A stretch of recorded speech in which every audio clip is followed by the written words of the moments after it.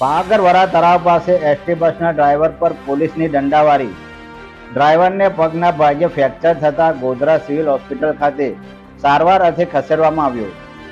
Vadodara Bariya રૂટની ST bus પાગરવરા તળાવ પાસે traffic jam દરમિયાન 3 પોલીસ કર્મીઓએ સલીમ અબ્દુલ ગાંચી નામના એસટી બસના ડ્રાઈવર સાથે રકઝક કરી એસટી બસના ડ્રાઈવરને સ્ટીયરિંગ પરથી નીચે ખેંચી માર મારતા પગના ભાગે ગંભીર ઈજા પહોંચી હતી.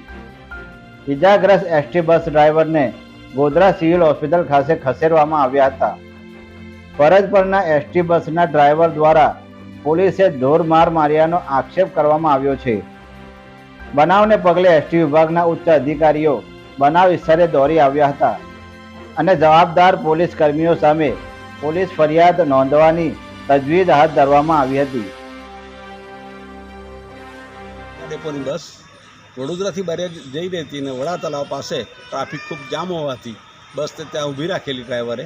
એટલામાં પોલીસે આ કેમ ગાડી ઊભી રાખી છે? ડ્રાઈવરે એવું કીધું કે સાહેબ આ ટ્રાફિક આટલો બધો તું બસ કાઢું કઈ રીતના, એમ કહેતા સાલા હામું બોલે છે એમ કરીને એને ગાડીમાંથી ખેંચી પાડી નીચે પાડી દીધો, માર્યો અને જમણા પગે એને ફ્રેક્ચર થઈ ગયું. હવે આવી નાની બાબતમાં ઓન ડ્યુટી ડ્રાઈવરને પોલીસને મારવાનો કોઈ અધિકાર નથી. તો ડ્રાઈવરને માર્યો ઓન ડ્યુટી અને ડ્રેસ પહેરેલો હતો અને તેમ છતાં એને કોઈ જાતની એને મદદ આપવાની તો વાત નહીં, પણ પછી કહે કે તમે કોઈને જાણ નહીં કરવાની, કોઈને ફોટા નહીં પાડવા દેવાના અને કોઈ પણ સંજોગોમાં કોઈ ફરિયાદ નહીં કરવાની. આવી જ્યારે પોલીસ વાત કરતી હોય, રક્ષક જ્યારે ભક્ષક બનતો હોય તો નાની પ્રજાના માણસો લોકો જશે ક્યાં? એટલે આ અમારી જબરજસ્ત આક્રોશ છે. કર્મચારી છે અને કર્મચારીના રીતે મારે તો પછી આ તો એક બહુ સેન્સિટિવ છે. એસટી ના કર્મચારીઓ ગમે ત્યારે હડતાલ પાડી શકે એમ છે.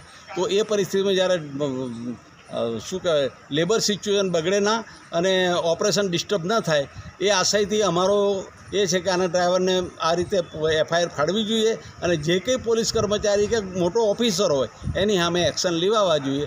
આટલી અમારી માગણી છે. અને નહીં થાય તો ભવિષ્યમાં ગમે ત્યારે 2-4 કલાક 6 કલાકે ગમે તે ઓપરેશન ડિસ્ટર્બ થશે એની જવાબદારી વહીવટની રહેશે.